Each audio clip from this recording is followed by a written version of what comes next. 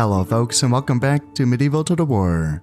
I'm Step and this is going to be part 25 of my early campaign run playing as England. And I am feeling a bit better now. Yeah, I had a rough week there where I had a cold for, a week or so, and I think that this is my first recording session where I feel like I've gotten that all out of me, so that feels pretty good. I am a bit tired. I did work last night, I got my ass kicked at work, and I'm still physically recovering from that. But I'm a little bit tired, but I think that this is kind of the perfect game. It can be the perfect game to play when you're feeling just a little bit brain dead in times like this. Now, in the early part of this campaign, as we all know, that was pretty stressful. I feel like I needed all parts of my brain firing for that one to go well. But at this point in the campaign, at least I'm hoping that it will continue to be rather chill. Well, at the same time, it's very peaceful, and it has enough going on where I have to pay attention to it. I still have to plan my military innovations. I still have to keep track of the political arena to make sure that I'm on the right side of things. I still have to make sure that I'm growing my economy and expanding it wherever I can. So I still have to use parts of my brain here. And that's nice when you're feeling a little bit sluggish and tired. But I have myself a cup of tea and I'm ready to go here. So let's see, what's going to be... Yes, right, it's 12:30. So not long from now, the Mongols will be arriving and we will see how peaceful things remain once they arrive. I'm hoping that they direct their attentions towards the Polish, because if we look at their Polish blob on the map, I mean, they're looking pretty crazy. Look at that. This is... I don't know if I've ever seen Poland looking like this before. In fact, can we look at their armies and see what does a decent Polish army look like? Never seen one before. Polish retainers. This is one of those units that I don't know if I've heard about them. I've read about them, in the novels. Yeah, it's of course we don't have any stats for them, but I think this is a decent. I think it's like a unit that has stats that are very adjacent to feudal knights, I think. However, unfortunately, I think that their build requirements are like, they might be more than feudal knights. I'm not quite sure. What are we looking at? So this is just a keep here in Silesia. So that doesn't mean that they were trained here, but if they just require a keep, then that's not that bad. I was trying to get on the org, the forums or the org website to check out stats for certain units before I started recording here today. But the site seems like it was down, so I wasn't able to get on the site, unfortunately. But yeah, that's one of those things that you don't see too often, those Polish retainers. What else can we see here? I don't have any agents in Pomerania. Javelins, archers, crossbows, mounted crossbows. A lot of mounted crossbows. A lot of javelins. These are not super great units, so not too exciting about that. Same with the woodsman, peasant level unit basically with an axe. Heavy spears, that's decent. Ooh, what do we have here? Have I seen this before? Of our nobles. This is another one of those units. I've read about it. I know I have, but I'm not recognizing this. Like, I'm not recognizing this this portrait and this model down here in the unit card. Yeah, they look badass. They look awesome. Yeah, I wonder what the stat comparison is between them and the Polish retainers. I would assume they're better, but I don't know. Where were those retainers? They were right here. Yeah, this just kind of looks like a lighter unit, right? That's kind of what it looks like. And the horseman, yeah, it's a basic kind of light cav unit. Okay, yeah, nothing. Let's see, anything else other than those. Those are two cool units. Yeah, step heavy cav. Yep, that's a good hybrid archer heavy cav unit. And I'm impressed. A lot of mounted crossbows. Mounted crossbows are good. Mounted crossbows are pretty good. I feel like they're like better in melee than I give them credit for. Anytime I have to fight them or fight with them, I'm like, oh shit, they can actually fight okay. All right, well, good for Poland, but if the Mongols want to smash them, please go ahead and smash them. That way I don't have to deal with them. Now, if I had to, sure, at least I have boats in the Black Sea so that I can, come up here and in the Baltic as well. So I can deal with the Poles if I have to. That's one of those things about this game where, no matter how you try to avoid having the meta, like big navies where you just have all the trade income and all the power and all the sight, all the vision, all the benefits that come with the navies. The thing is that if you have to travel across the map and destroy someone to make sure that they don't win on points, you know, you need your navy to do that. You can't just go late game like, oh shit, I have to fight through Germany and, you know, Hungary to get to Poland. Like, no, it's not. No, you gotta be able to use your boats and get over there and take care of them. Otherwise, it's going to be really tough, you know? And especially if they have some decent navies. In fact, I thought I saw a Polish navy somewhere. Got themselves a caravel, eh? God damn. All right. All right. Not in itself, you know, the most impressive thing. But like, again, I feel like I've never seen a Polish caravel before. You know, I get it. It's just a tier 2, but still. All right. All right. Caravel. I mean, that might maybe beat my 2 barks. Zero command on my barks and zero command on their caravel. All right. Well, we're, you know, in I think 3 years, I think it's 1233 is when the Mongols will show up. They should have enough on their own plate to deal with. Of course, the Mongols are going to have to get through the Egyptians in Khazar first, which is hilarious because that's like one of their... It's too bad this army is kind of stuck up here because, you know, they got their 6-star general, which I've probably fought against multiple times. And, you know, some decent units up here in Khazar, but they're just, you know, they're not here. They could use them down here in Arabia, Syria, and Sinai. Like, Egypt's lucky that I don't care about them, you know, because I could just destroy them. But I'm letting them live because why not? And yeah, if the Mongols want to pressure the Poles and even the Byzantines, I'm fine with that too, but just leave me alone. I did disband some mercs, I think it was the last episode, and that felt good. It felt kind of good disbanding them, getting all of that upkeep that I was paying back into my pockets. I think I'm making 9 grand now. Yeah, I'm making 9 grand per turn. That feels pretty goddamn good. I like that. That feels good. And the mercs didn't make up as much of my armies that I thought they were. So to disband all of those mercs and then still have this here feels okay. Yeah, so if I had to fight Mongols, I easily can transfer more forces to my northern provinces of Antioch and Edessa to hold a frontier while still feeling pretty comfortable against the Egyptians down here. And also, I think this was in the last episode as well, the Italians reached out. We're friends now, we're buddies. Me and the Italians are buddies. Me and the Byzantines are buddies. We've put all of that misunderstanding behind us, you know, all of that treachery. That, you know, but we're not calling it that anymore, okay? That was just a misunderstanding. That wasn't treachery. All of that is behind us now. Because the Italians are fighting the Germans, and I'm cool with that. And as long as the Italians and myself are friends, I mean, I'm trading with them. I mean, it means that we're not enemies, right?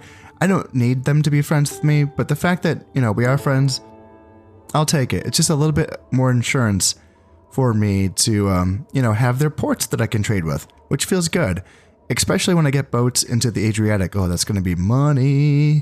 Now, something that's a little bit awkward is that the Italians are fighting the papacy. Now, I don't want to be on the papacy's bad side, but it doesn't seem like that's happened. It seems like the papacy is like too busy to worry about who I'm friends with. So that's good. And the Italians are also fighting the Germans, and the Germans are just undergoing a civil war. So things are looking good. Although the Germans have a crusade here, I wonder that. So they sent a crusade to Milan, I think it was, and then that failed, and that probably is what caused the civil war amongst the Germans. So their emperor is sitting on one influence, and yeah, if they want to send another crusade and just have it fail right away, be my guest. In fact, it's tempting. I've tried to get a ceasefire with the Germans. I have. But since I know this is created here in Friesland, I could just invade Friesland. I don't need to take it. I don't need to extend my borders. But just to invade Friesland, because the chapter house is one of those buildings that gets automatically sacked and destroyed if you invade a province. So I don't even have to like siege out the garrison or anything like that. I would just have to like move this stack into Friesland. This stack would probably either retreat to the castle or retreat from the province. Either way, I would be destroying the chapter house without having to siege Friesland. and then this crusade would just get destroyed. And that counts as a failed crusade, which is hilarious. That's very tempting. I mean, that in a way that would be helping out the Italians, right? And I do kind of want to help the Italians. They seem to be holding their own, but fighting the papacy and the Germans has to be somewhat taxing on them. Then again, just me extending my trade routes to more Italian ports is also helping them. It is. Even though you don't make as much income off of the import taxes as you do for the export taxes, it is still some income being made. Is that something? I haven't looked at this in a while. What can we find out about trade? Oh yeah, there it is. I just missed it. Let's go to Flanders, for instance. So here and then here. Yeah, okay. And it does break it down. It does. So yeah, we're making this much money off of these goods being traded to Denmark, but we're not making any imports from Denmark. Now, Denmark does have... They do have trade goods in Denmark. Yeah, they have butter and saltfish. They just haven't built a trading post there. So I guess that's why. That's such a shame. Let's look at this again. Again, I don't look at this sheet too often because to me, I just have to kind of like do things the dumb way and really simplify it. If I overthink this, it's just going to be, I don't know. I feel like it's not useful. And if you have different ideas on that, I'd love to hear them. I'd love to hear how you might get something from this. You know, like, do you use this sheet to kind of plan things around? Because I discovered a long time ago that if I just put a boat in every sea region and build up my trading economy, I'm going to make money off of it no matter what. Now, that's been true for every starting region that I've played in so far in this game. But that doesn't mean that's always going to be true if that makes any sense. Like, if we're just, let's just follow me on this little journey for a little while here. So my first two campaigns was Aragon and the Almohads. So my base was mainly Iberia, but also North Africa when I was playing as the Almohads. Now, I don't think there's a lot of trade goods in North Africa. I don't think. There is trade goods here in Morocco. That's just hides, so not much there. Nothing in Algeria. Nothing in Tunisia, and I'm pretty sure there's nothing in Cyrenaica either. But then there's, Egypt, of course, has cotton and ivory. But a lot of it was in Iberia. And playing as the Aragonese and the Almohads, like, it was good, And that's just, so, like, there's no trade goods in Granada. We have silk and hides in Cordoba. Silk in Valencia. Nothing in Aragon or Navarre. Castile has silk, Leon has cotton or wool, and then Portugal has wax and olive oil. So you wouldn't, like, considering that is 3 provinces here that don't have anything, that's Aragon, Navarre, and Granada. You don't think like, all right, it's like something, but it's not, an exceeding amount of stuff here in Iberia. But I was still comfortable just on my normal trade stuff. And that was like my first campaigns. That's when I was still learning the game, like really a lot. And then we come over to like the Byzantines, was one of I think it was my 3rd campaign. I kept my normal territories. I took Croatia, Serbia, sorry. Someday I'll learn these areas. I took that and then I just held this 2-province border here because this was required by Glorious Achievements objectives. I held Naples because that's what I started with. And then I held my islands and I conquered down to Egypt and I just held Egypt. So now this is an obvious one, right? This is like, first off, it's like a quarter of the map. And it's the most lucrative regions, right? We're talking about Antioch, Tripoli, Constantinople, Naples. I think I took Sicily too, just for shits and giggles. But just based on like Antioch, Tripoli, Constantinople, and even Greece and Naples. And there's more than that. There's more places of the trade, but like those are the big ones, right? And you're fine. You're making a lot of money. As the Danes, again, I just stuck to the Baltic. Really, all of these places have trade goods. Everything: Norway, Sweden, Finland, Novgorod, Livonia, Lithuania, Prussia, Pomerania, and even Saxony. yes, they all have trade goods. They all border the ocean, and you can all trade and just make. I was just making so much money as the Danes. Like, it was the most comfortable playthrough ever, except when the Mongols attacked me. And then Egypt, again, you can play Egypt just as a Byzantine campaign, where you just conquer up to wherever you want, Constantinople or past that if you want. But I played a really restrained Egypt campaign just to see how it felt. And I can't remember what my northern borders were, but like, you know, did I go past Antioch? I probably did. But I didn't go too far into Anatolia if I did go past Antioch. And I think I just held like Cyrenaica or something. I don't know. But again, that was like, I was just rolling in the money. Just rolling. I was just filthy rich the entire campaign. I was like disbanding stuff just to like, I was like, I'm fine. I don't need all this shit. I had mountains of troops and mountains of navies built up, and I was like, I don't need that. I'm fine.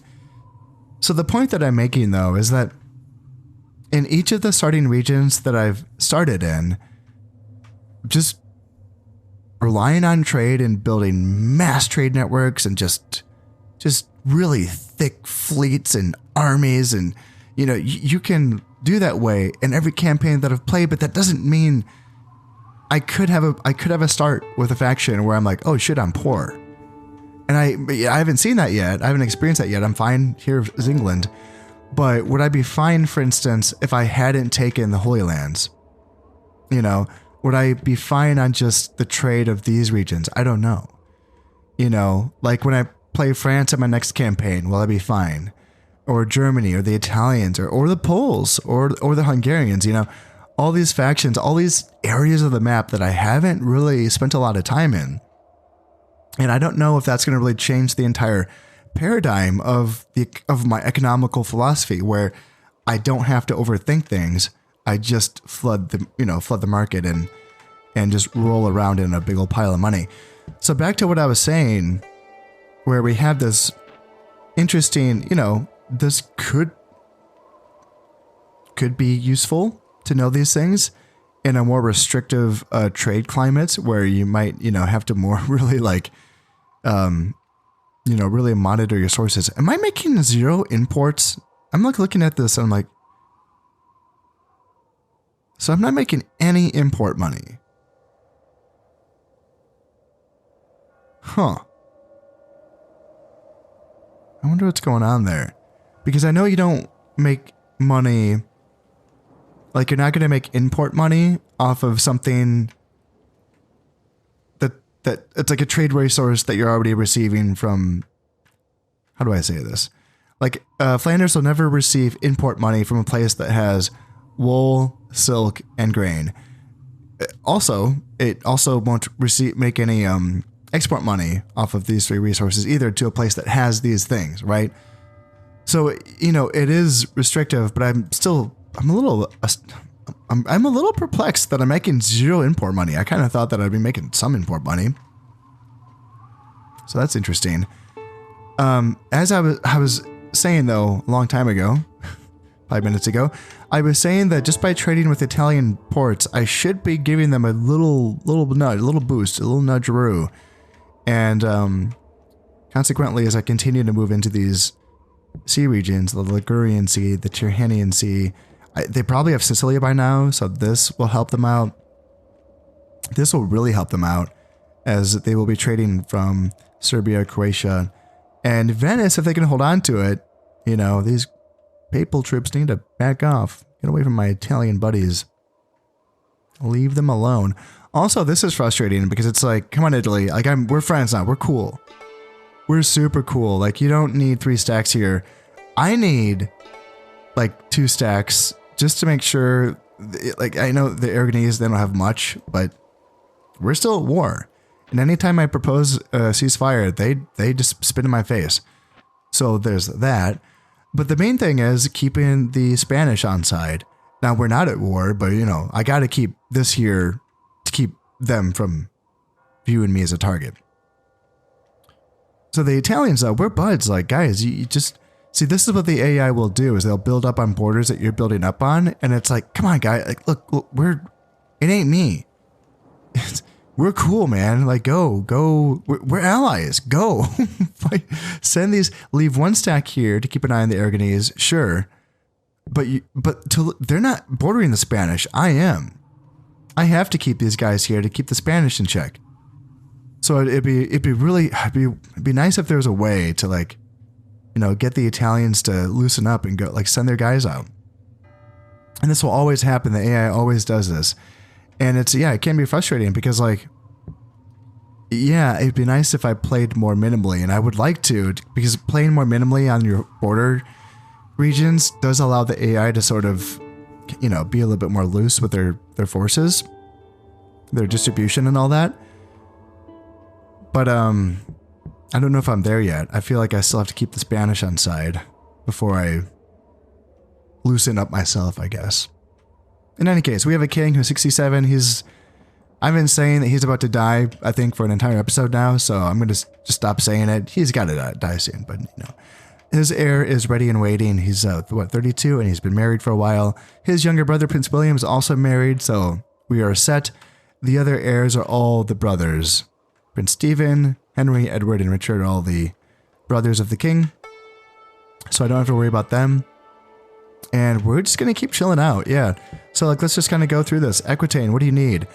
I think I want to continue. So I wanted to look up the differences in stats between the Hoblars and the Mounted Sergeants. Mounted Sergeants are kind of like the basic like cav that's going to be available to all the Catholic factions. I think all of them off the top of my head. They're pretty boring. I don't know if I can train any of them. No. They're boring. They're fine. They're fine. You know, they're like a decent charge. They have the same speed as feudal knights, so they're kind of like weird to call them light cav because they're not faster than feudal knights. I think it's even the same speed as like the, you know, chivalric knights and all that. Just the difference is they have lower armor, so the idea is that they can run longer without getting tired. Which is valuable. It is, because it means that they're faster longer, right? The feudal knights and the chivalric knights are going to be getting tired faster. They're good for, say, 1 or 2 charges before their, you know, the combat efficiency is going to be depleted. The mounted sergeants are still going to be retaining a decent amount of fighting capabilities in addition to their speed for longer. So it's kind of weird. Even though their speed is the same, they're still faster. It's kind of a weird way of saying it, but they are. They get to stay the same speed for longer because as you get tired, you do get slower. So mounted sergeants, yeah, but like, I don't know. We have the Hoblars and, you know, they do the job and they're kind of a unique unit to England and France, but, you know, they don't exist anymore.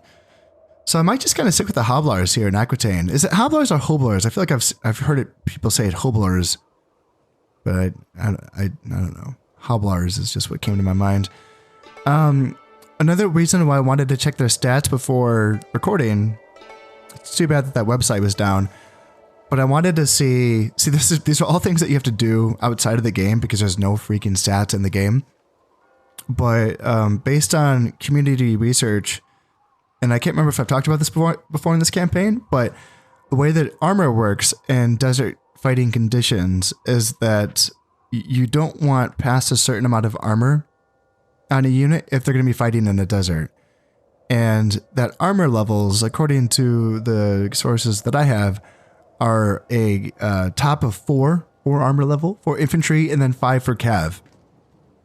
And that's not including the shield values.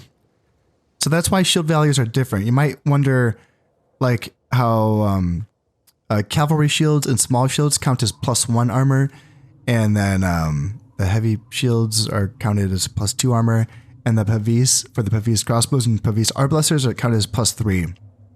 And so you might wonder, like, why is that different? Like, why is it a different category? Why is it not just the same armor, right? The difference is that they don't count for certain things. Those shield values do not count for fighting in the desert. So, you know, they're not gonna. It's better to have like a medium armored unit with a decent shield value if you're gonna be fighting in the desert, because that's not going to be counting for making them slower. So that's nice. I wonder also, I don't know if this is true, but I'm assuming this counts for all forms of fatigue. So if we're talking about like fighting in the snow, I'm assuming that they just kind of transferred over the same system for fighting in the snow as they did in Shogun 1. Now, what are the numbers on that? I don't know. I haven't seen any like community research done on that in Shogun in the same depth and detail as what was done in this game. But I guess I would kind of assume that maybe it was based on the same system, maybe? I don't know. So if you're trying to like fight in desert climates and snowy climates, maybe just think of it the same way. Maybe just think of it as like, 4 armor for infantry and 5 armor for cavalry being the highest you want to go. I feel like there's other things that shields are different from.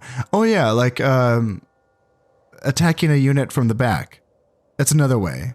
So if you want to mitigate the shield value, you just attack a unit from the rear, and then that shield value gets detracted from the defense value or the armor value of that unit that's being attacked, which is a very common sense way of doing that. Now, what about for like flanks and stuff? I don't know. It's not as, to my knowledge, it's not as detailed as what was put into Rome Total War, so I don't know about the flanks, but I'm telling you what I know. I'm sorry, that's all I know. So at this point, like, so what do I do since I don't know the stats of the Hoblars? It's hard to know, like, how much armor to put into these things. Again, I wish that website was working before I started recording this. But if we want to top out at an armor value of 5, I'm going to assume that the Hoblars don't have an armor value of 5 already. I think that's a fair assumption. So let's go ahead and build an armor here in Aquitaine. Let's get that going, and eventually I can build a horse breeder as well. Even though I don't really intend on building mounted sergeants here or training mounted sergeants here, eventually what we can do is build the master horse breeder. And the master horse breeder is going to give a valor point to most units of cavalry in the game. Off the top of my head, I don't know if there are any that aren't included in that, but I would imagine that Hoblars would be included in that. And again, I can double check that when the website is back up. So yes, that's a long way of me saying that I'm going to build an armor in Aquitaine. There we go. Andrew, you're working on the castle. Wonderful. Ile-de-France, you're building a church. Perfect. Brittany, you're building a castle. Love it. Normandy, farming upgrades. Love it. Flanders, same thing. Wessex, same thing. Mercia, same thing. Wales, you're building that archer thing for the longbows. Love it. Northumbria, keep. Love it. Scotland, farm upgrades. That's what you need, I guess. Ireland, you're building a keep. Love it. Let's go back down here. Palestine, you're building a church. Hey, you know what? That's going to like increase the Christianity levels in Arabia and Sinai and Syria. So screw all you guys. You're becoming a Christian, whether you like it or not. In fact, we have a priest here. What's the... yeah, Syria is 60% Christian. Tripoli, you're working on farm upgrades. Love it. Antioch, nothing. What do you need? I'll think about it in a second. Edessa, you were building a castle. Love it. All right, Antioch, this is fun. I think I just want a merchant, right? Hell yeah. I think that's what I want. Yeah, not overthinking that one. Because they're already making 3,400. They have a tier 1 trading post here. How much are they making off of trade? Antioch's making 2,800 off of trade on a tier 1 trading post. And there's 3 more tiers of trading posts that are available. See, like it's so much money. Those trade buildings add like an extra 10% boost per level or something like that. It's something. I don't know. But yeah, it's really good. The Germans are now sending a crusade towards Khazar. And as per usual, they're using Flanders as a little stop-by station on their way to Khazar. Guys, that's a bit ambitious. And this is really funny timing for you to be moving to Khazar. Oh god, I hope the Mongols show up before this is successful. I wonder, are they just going to go straight to Khazar though? I mean, yeah, I'll allow it to pass. I don't want to get in trouble with the Pope. the Polish have decided they cannot win the battle and are retreating here in Brandenburg. So it looks like they were attacking an army that had belonged to the Germans, but is now part of the Civil War. Those cheeky Poles. It's too bad they couldn't pull it off. That would have been kind of nice to see the Poles encroach even further into German territory. And the Byzantines did beat the rebels here in Rome. I'm okay with that. As I did mention before, if I could have those rebels removed from my borders so that eventually I can get a ceasefire with the rebels in general, then that means I can trade with every rebel port. So I'm in favor of this. If the Byzantines can just accomplish this task of taking out Lesser Armenia and Rum before the Mongols kind of, beat them up and bully them, then I'm fine by that. The Spanish still can't win here in Cyrenaica yet. And here, wow, okay, it was the year. I never know. I never know what year it is. I should. I go by Con of Step on YouTube. I should know what year it is. It's here. It's here now. It happened. The Golden Horde emerged. A vast horde of Mongol warriors has invaded from the east, intent on carving out their own kingdom and adding it to the Great Khanate that stretches all the way to Japan. They call themselves the Golden Horde. None are safe from this new threat. A number of provinces have previously held by rebels have joined his cause. A number of other rebellions in progress have declared allegiance to his faction. Number of rebel provinces joining the revolt, 1. I wonder if that would be Lesser Armenia. Number of provinces being attacked, 3. One of them is Khazar, and then the other 2. Okay. So those are the 2 being attacked. What was the rebel one that joined the cause? Okay, I don't have vision up here, so it's probably just like Volga, Bulgaria, I guess. Interesting. All right. Farmland finished here in Wessex. Church finished in Palestine, and farmland in Normandy, Flanders, and oh, those Germans. Yes, sail to Khazar using my boats. That's worth it. That's worth it.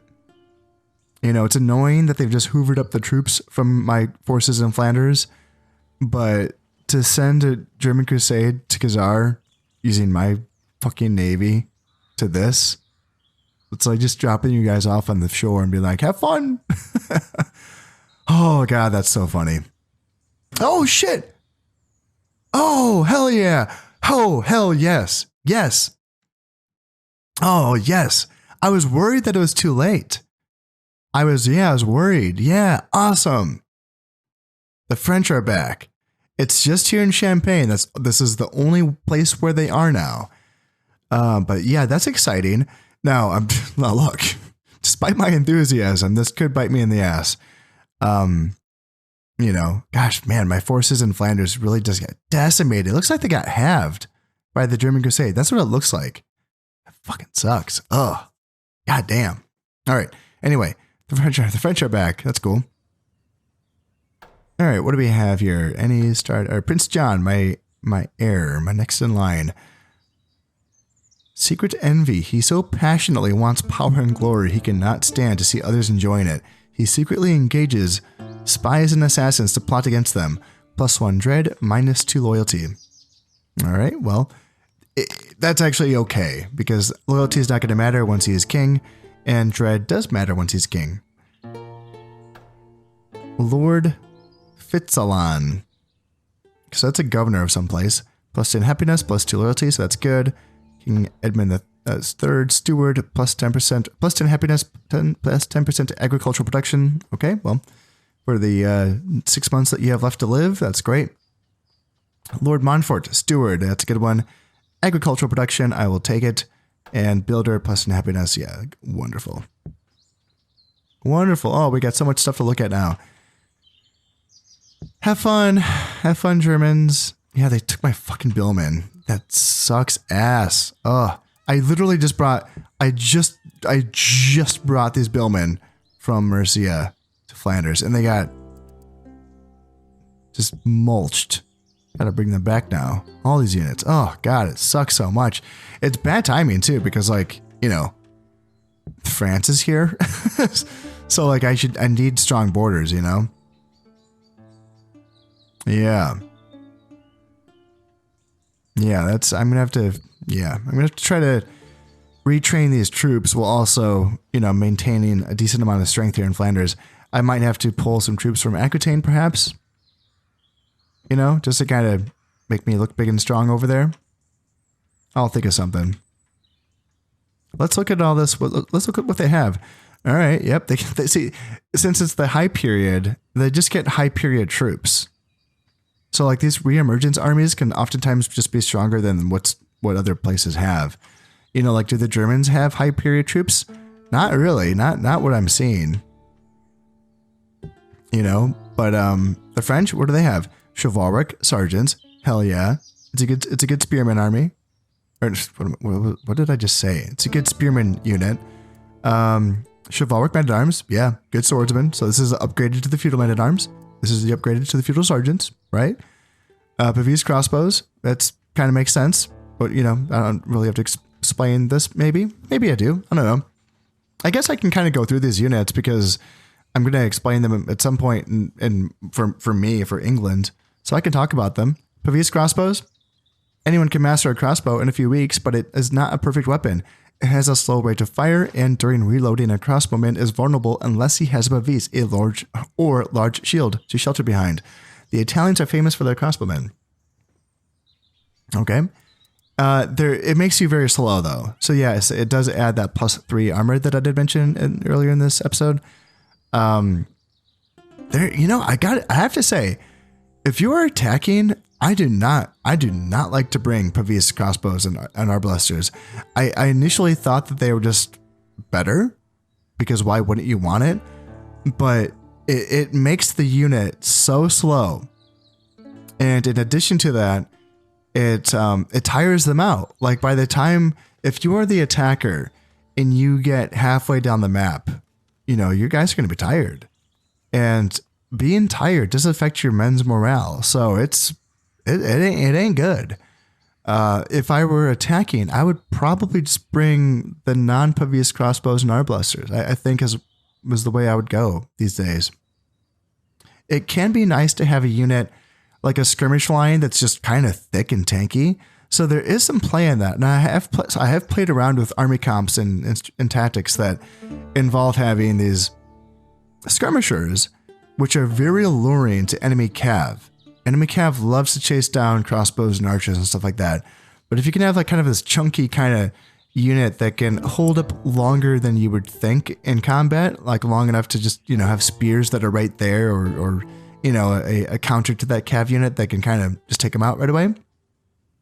But then also have your Pavese units survive just because they're so tanky and thick. There's some ideas there. I haven't necessarily had super duper success with this idea, but like it's definitely worth playing around with a bit and seeing how that works. But anyway, there's that. Chivalric men-at-arms. It's a swordsman unit that's really good at killing stuff. It's just that at this point in the campaign, it's kind of better to have units that have bonus versus armor, because there's going to be more and more armor as the campaign goes along. So it's good. It's good, especially if you're the only one that has them and everyone else is still using early period armies like now. So for France, it's good because no one else can really fight up against these guys. Not all the very heavy infantry are noble. Most are professionals or gentry who do make with older second-hand armor. These swordsmen are good for both attack and defense, and often form the backbone of a battle line. Heavily armored as they are, they can be slow-moving. Chivalric sergeants. These heavy spearmen include professional soldiers and those hoping to be noticed and raised to the mobility. Their equipment may be a little old-fashioned or second-hand, but it is always well cared for, and their individual skill at arms is very good indeed. They can be undisciplined. And I think this is referring to the fact that chivalric sergeants for some reason have lower morale than feudal sergeants. It's kind of weird. Yeah, you can tell by the fluff here, the flavor fluff, that they're trying to explain away kind of the nature of these people as their, I don't know, their nobility or their the fact that they're not following orders or something, and that relates to their lower morale. It's kind of a weird thing, but they have good armor, and armor's good, so overall, it's an upgrade. It's still, though, in a way, there is, you can kind of compare the chivalric sergeants. It does kind of mention it here a little bit, how it's talking about the old-fashioned equipment, kind of saying how spears are kind of going out of favor during this time period. And I think it's kind of neat. I think there's these neat, like, this game kind of portrays this in a very, like, organic sort of way, where it does show how the weapon types are changing. And it is important to keep up with these things, because if you can't pierce armor and everyone's wearing armor, then you're going to have a really hard time striking down enemy soldiers. I tried playing a camp, like one of my first campaigns. I was like, all right, let's just kind of use I was playing the Alma heads. And I was like, I might just use the archers as long as I can. Or no, I was using the desert archers because it's a unique unit to the Alma heads. I was like, yeah, let's just use the desert archers. It'll be fine. But yeah, desert art, like the basic archers and desert archers and stuff, like they can't do anything against units with armor. So this is why, you just can't do it. You need to get crossbows or, an armor piercing archer unit like longbowmen. So yeah, it's interesting how that works out. Let's see. Do they have anything else cool? They have some hoblars or hoblars and, arblasters. Hey. This is the guy. These are the guys right here. These are the upgrades to crossbows. So so the Arbalest is a heavy crossbow that can fire a bolt which will go through most armored targets. It has a very slow rate of fire and needs a small windlass to pull span the weapon. Properly protected by other troops, Arbalesters can be deadly. Now, even though it mentions that it has a very slow rate of fire, I have looked at the ballistics stats for the Arbalesters and the crossbows online, and off the top of my head, everything that the Arbalester can do is better than the crossbows. I think the rate of fire is the same, I think. Again, I couldn't double check that before recording, but I think it has longer range, like more damage, more armor piercing, maybe even better accuracy. Like they're just everything is better. I think that I want to say that they even have better like bad weather mitigation than crossbows. I think maybe I might be wrong about that, but I don't think that the very slow rate of fire is unique to them compared to the crossbows. I think that they both have the same rate of fire. I think so, but I need to double check that. Anyway, they're amazing. What's weird about Arbalesters and crossbows and the relationship between those two units is that they're kind of like it doesn't take too long to get to Arbalesters once you're on the path to crossbows. Crossbows are a tier 2, I think. I think you just need to keep to get crossbows. And then a tier 3, so at castle level, you can get Pavis crossbows, but then basic Arbalesters. So you're choosing between the shielded crossbows and the really powerful deadly Arbalesters. And hey, there's an actual decision to be made there. Depending on if you're, defensive or offensive or whatever, you can kind of make the case that Arbalesters would be better. But if you want to kind of just soak up a lot of, for instance, like a lot of firepower, if the enemy is fielding a lot of basic archers, you might just want the Pavis crossbows, right? But then you get to a tier 4, a citadel. Do we even have those? Yeah, here we go. A citadel. And then you can get the Pavis Arbalesters. So it's not that far away. Like you can rush Pavis Arbalesters and you can kind of just skip the crossbows if you feel like it. I'm training the crossbows just because I'm not rushing them. I'm not rushing anything right now. I'm behind. So as soon as I got access to crossbows, I was like, all right, let's just get some crossbows because I need them. And I will be getting those longbowmen soon. And I think that is just going to straight up make the crossbows irrelevant, I think. But that's the thing though. Like I've had these crossbows in my provinces for a few turns now, and I'm still, a little ways away before I can start pumping out longbowmen. Another turn or two. And if I'm just going to be pumping out longbowmen for Wales, it's one, per turn.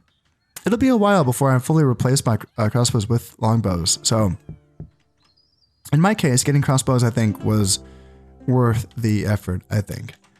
Anything else fun here in the French armies? Yeah, they got Royal Knights. The king for re-emergent armies is always like low stats. It's like he's age 47, which is weird, but then they're always accompanied by a decent general, 4 stars, but low loyalty. That's weird. Like, you would think that the guy that's just championed the cause of this, like, you know, hidden, this king in hiding for the years, you know, you'd think that he would just be the most loyal man ever, but no, I guess not.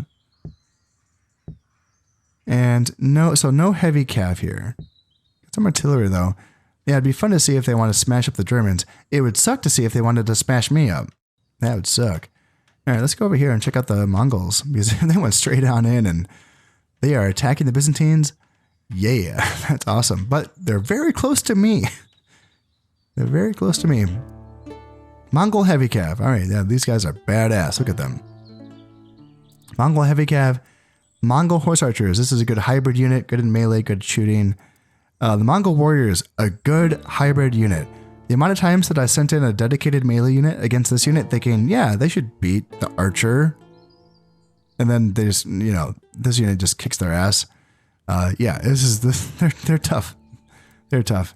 Nappa throwers. Got Mongols with grenades. Always cool. Anything unique here? Nope, nope, nope, nope. And nope, but man, that's a lot of Mongol heavy cav. Holy shit. That's a lot of Mongol heavy cav. Oh my god. Oh, please just go west. Please just go west.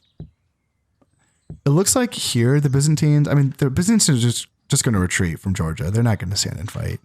But they have 3 stacks here. But it can't compete with the quality of the quality and the quantity of the Mongol forces. Look at all that heavy cav. Holy shit. Oh my god. They have some mortars too. They have access to the Muslim gunpowder units, so mortars can help them get through some fortifications. As if they needed the help.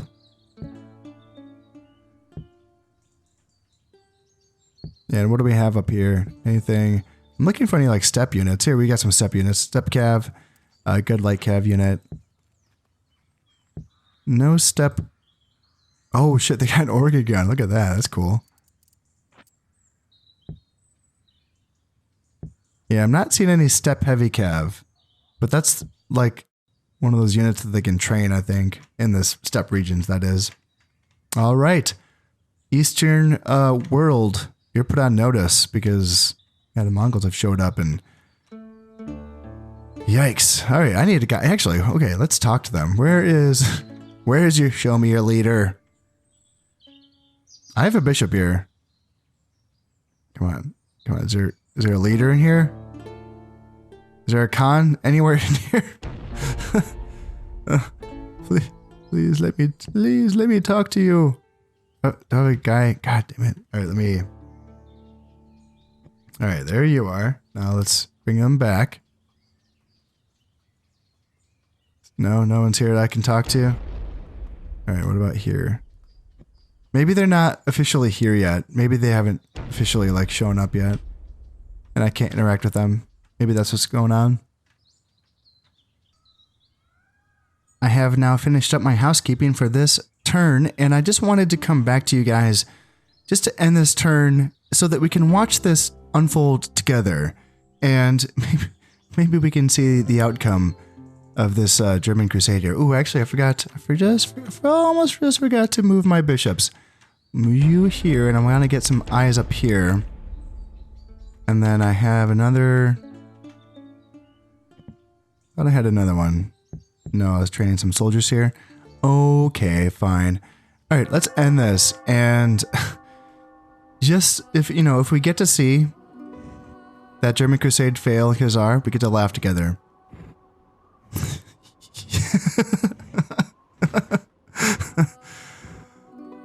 Oh, give it to me. Show me. Show me. Oh, wow, the Byzantines are moving on into Lesser Armenia. Good for them. Good for them. And the rebels have decided they cannot win. And they were, okay, so the Germans are taking back Franconia. Good for them. They think that's going to help them.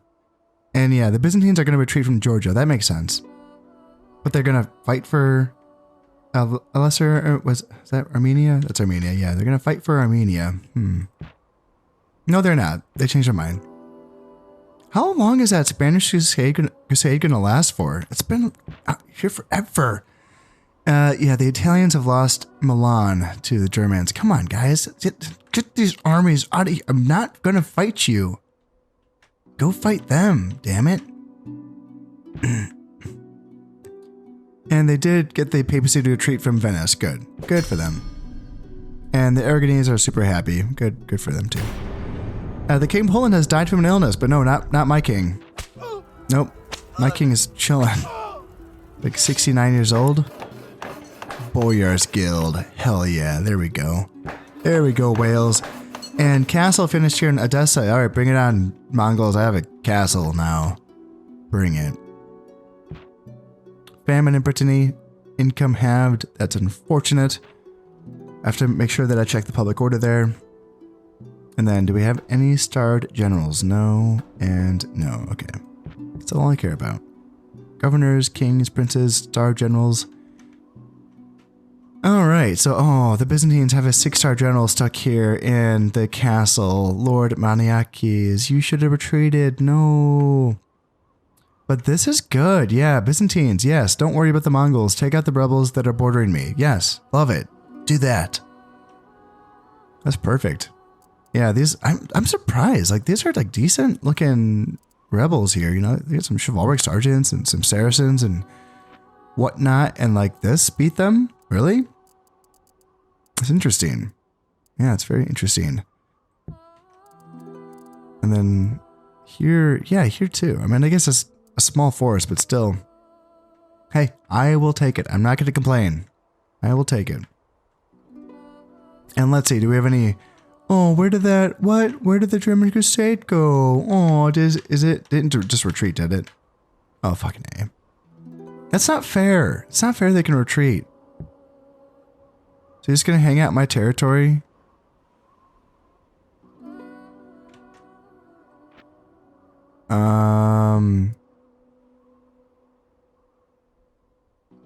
Like, screw that. I'm just gonna take Friesland. I'm gonna make that crusade go away, one way or another. I wonder, it's a weird thing, right? Like, leaving, like, sending my army out. Because the French forces are still, like, technically they're sieging out this army here in Champagne. And this is gonna last for another 6 turns. Now, they could just assault it, I suppose. I think they do have artillery. They have catapults, which... That's enough. You can use catapults to get through a keep. I don't know if that's calculated in the auto-resolve, but... if it is, then they should be fine. But I don't want this... How's my zeal here? Zeal's at 66%? Damn, dude. Yeah. So that kind of explains how I'm losing 1/3 of my troops per turn. Yeah, I just reorganized things too. That sucks. Yeah, I'm just getting, this is happening again. Oh, God. Yeah, I just reorganized things and got things like settled to be okay for them to leave, but no, they're back. Yeah, screw that. I don't think I want to send the forces from Flanders to Friesland because, you know, we still have, you know, troops in Lorraine but that, you know, that'd be kind of funny, like an army invading a territory where they have a crusade sheltering. Like, it's just so awkward. It's weird, you know? It's weird that people that are at war with each other can still let crusades through. It's just a weird thing. Yeah, and they still got civil wars to fight. Is this multiple civil war? Is this the second one? Or is this the same one? I know sometimes there are like back-to-back civil wars. It kind of seems like it's more... It looks like it's a second one, kind of. I don't know. Huh. Because when you see like a national army and a civil war army in the same province in the same turn, it seems like you have it's another civil war happening, is what it looks like. Because they've just lost another army here. Huh, yeah, that's what that looks like.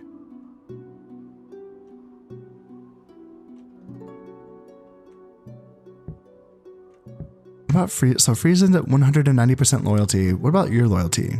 4? If I just invade Friesland with enough troops, they will retreat. And I can just bring troops from the Holy Land for one turn, you know? Like, I can just bring a stack from Palestine. Or even better, Tripoli. Or even better, both.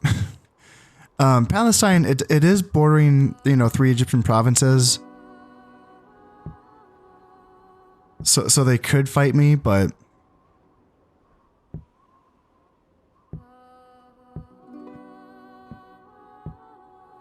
I'm not that worried about it.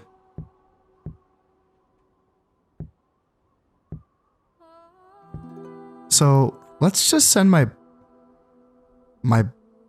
backup armies from both provinces. These are just my backup armies. Let's just send them to Friesland. And try to just get these Germans to retreat right away. I don't really want to commit to a battle there. Although, I mean, I can send my, here, let's merge you up. And then send my 6-star general to lead the fight. Just because I don't have any generals here. And these are my backup troops. These are not really the troops I'd want to really fight a battle with, honestly. Yeah, not really like any heavy cav. I can bring some more heavy cav here. Merge some more guys up. God, it sucks. It sucks seeing these units. I just spent a bit of time on this. Alright, that way I can get a couple more units of heavy cav in here. There and there. And just merge them up, I guess. There's no point in continuing to fine-tune it as long as that German Crusade is there. And now I can finally train longbowmen here in Wales. Check these guys out. Welsh and English longbowmen are the finest archers in Europe, well able to create a storm of arrows against targets 300 meters away. Even knights are vulnerable thanks to the armor-piercing bodkin arrowheads they use. Longbowmen are often best when the enemy is forced to attack and then shot down. So 350 to train them up, and then 45 support costs, very weak defense, bonus versus armored troops, and that's with their missiles, their bows, but then they also carry axes. You can actually see their axe right there in that photo. So they have a decent armor-piercing attack and melee as well, which is pretty sweet. Long range, good morale, shoots poorly in bad weather, good attack. Yeah, again, I'd like to look at their stats and just remind myself of kind of what they look like melee-wise and also ballistics-wise, because like when it comes to bow-armed units, this is the only bow-armed unit that has different ballistic stats than the regular bow-armed units. You know, the bows, the archers, desert archers, Trebizond archers, Bulgarian brigands, all those units have the same ballistic stats, and this is the unit that has different stats. Now, their armor-piercing, I want to say it's not as good as the crossbows and the arbalesters, but it's still good enough, and it's, a much higher rate of fire, and they shoot it in an arc, which is also pretty nice. So there's a lot of really nice things about longbowmen. That's pretty sweet, and I'm looking forward to using them, because I've never really actually used them much. And in all of my campaigns, because like England dies right away, I never get to see them used either, so let's go. Let's just get these guys going here. Let's get them going. And yeah, I guess let's like beef them up.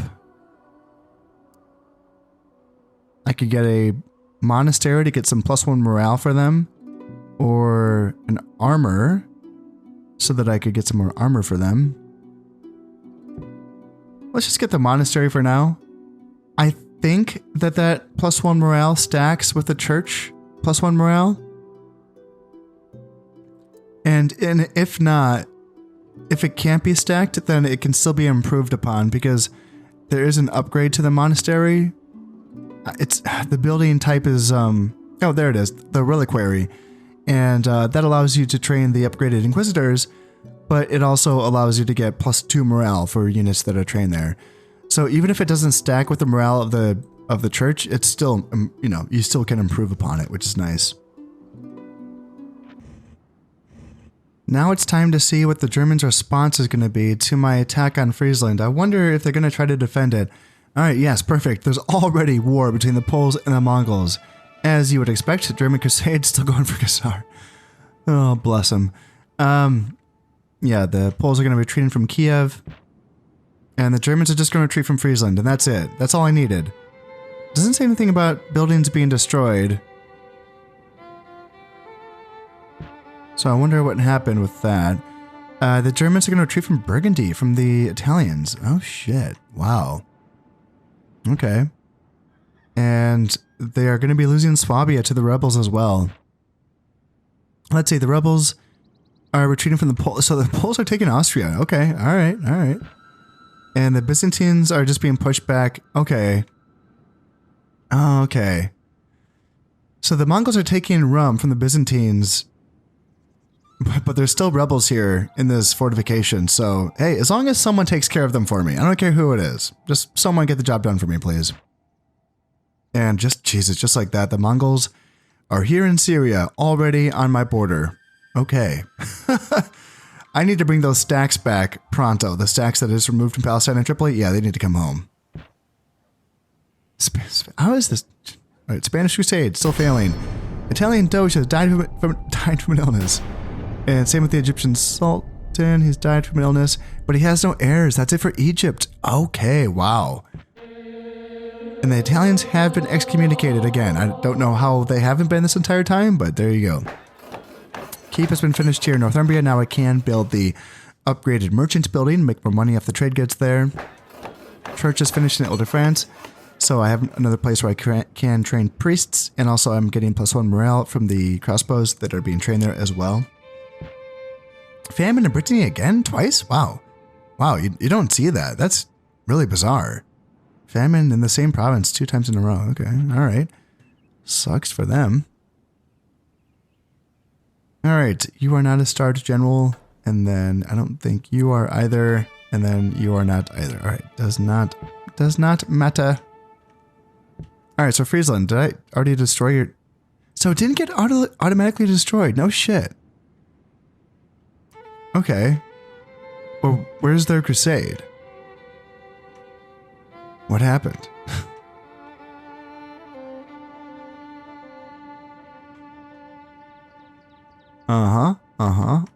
Okay, I don't...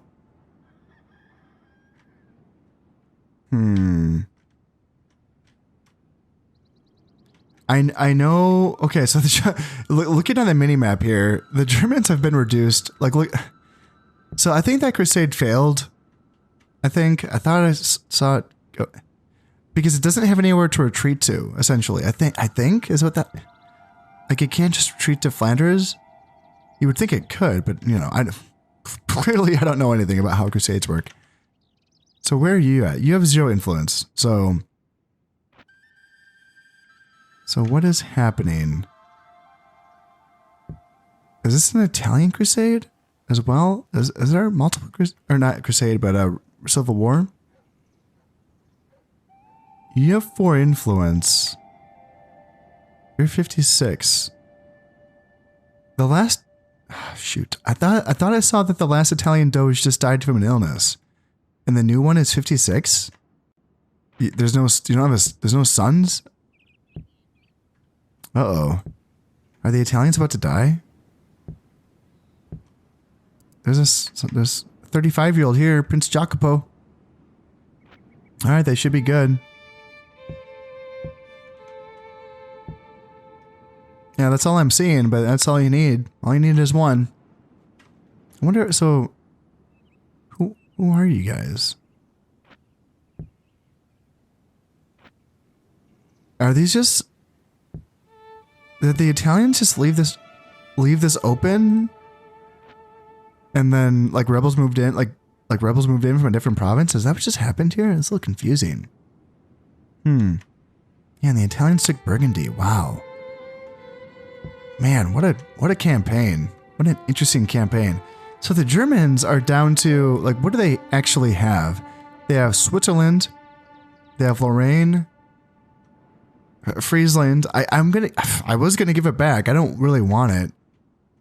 And they have like a small little beat up army here in Bohemia, which looks like it's probably gonna lose to this rebel army here in Bohemia.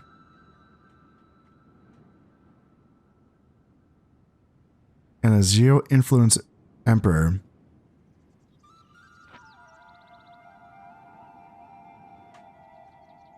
I'm not trying to like get, wasn't trying to make the Germans go bye-bye. I just wanted their freaking crusades to stop going through my territory, you know? How long would this take? 2 turns before this is resolved? Gosh, I don't really want to leave these guys here for 2 turns. Because now I want these guys down here. Not that, yeah, I was just about to say, like, not that the size of this army scares me, but then I clicked on it. I was like, oh yeah, right. There's 5 units of Mongol heavy cav in this army, you know? Like, I should bring those guys back. Man, I kind of want to resolve this.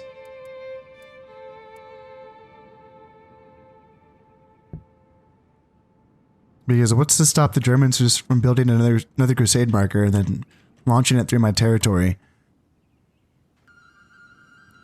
Well, money, I guess.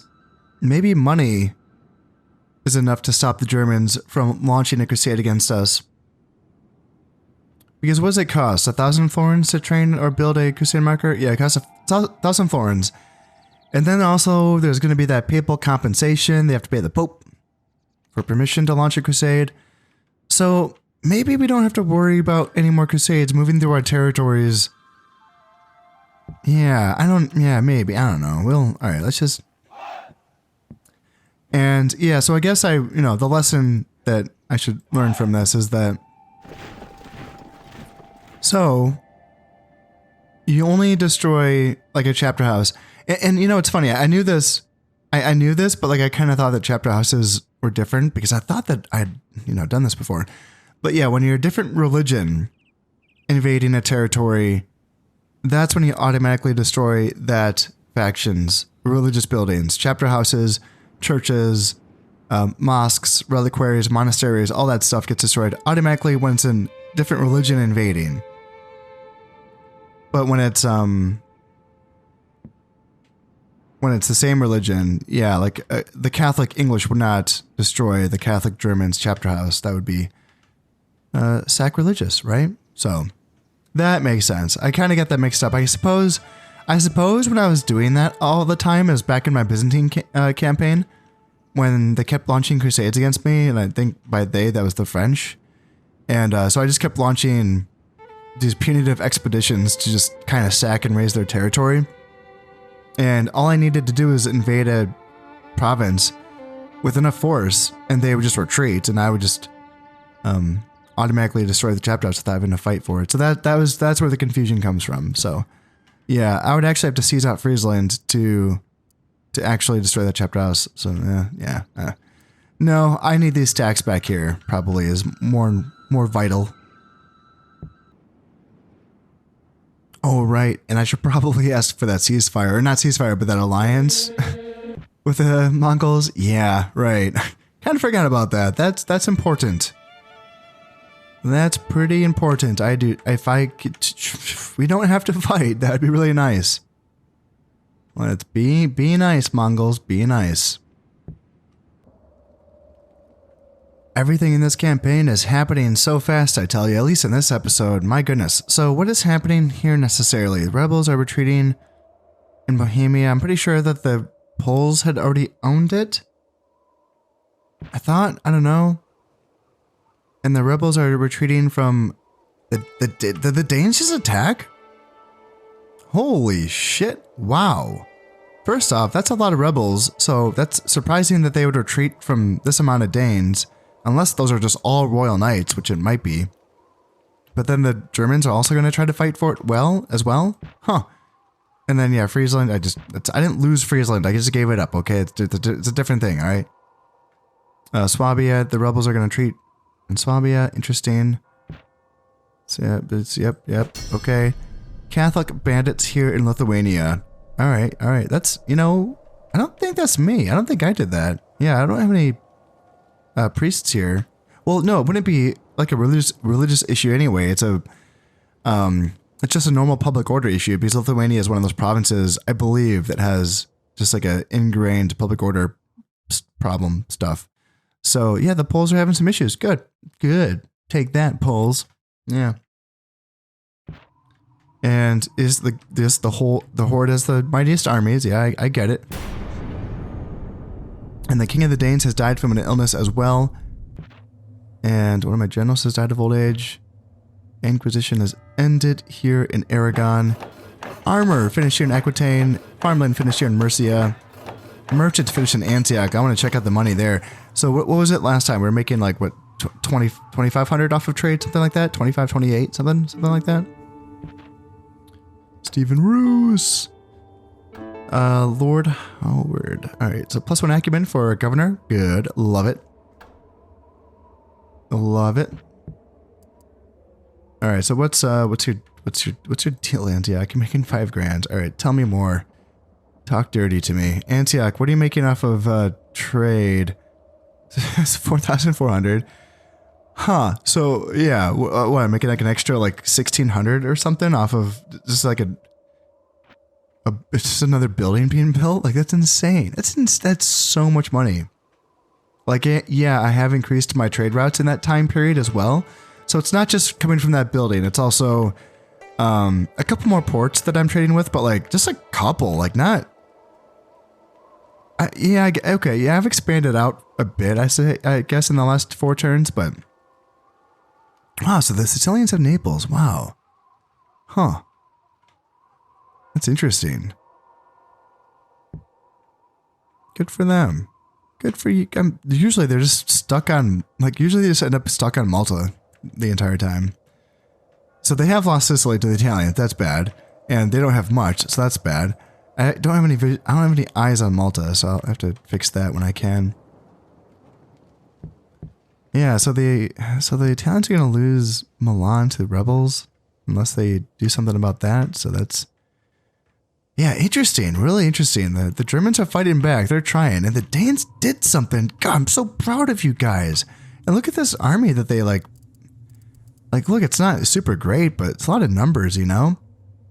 And yeah, just like, a bunch of royal knights that came in there and are like, no, Saxony is ours now. All right, good. Yeah, take Saxony. Great, love it. Love to see it. Go ahead and... Did you guys lose Sweden? Oh my god, you guys just lost Sweden. Is this it's a civil war? How are the Danes undergoing a civil war? You have 5 influence. What happened? How can you have a civil war if you only own 2 provinces? How could you mess up that bad? Danes, how are you messing up this bad? I like gift wrapped to Norway in a box for you. The rebels have built it up more than you ever could. Look at that. I didn't build that keep. I don't think I did, right? No, I didn't. I didn't build shit for them. Oh yeah, that's right. And I can also, now that I don't, so these are, yeah, there's no rebels here. Perfect.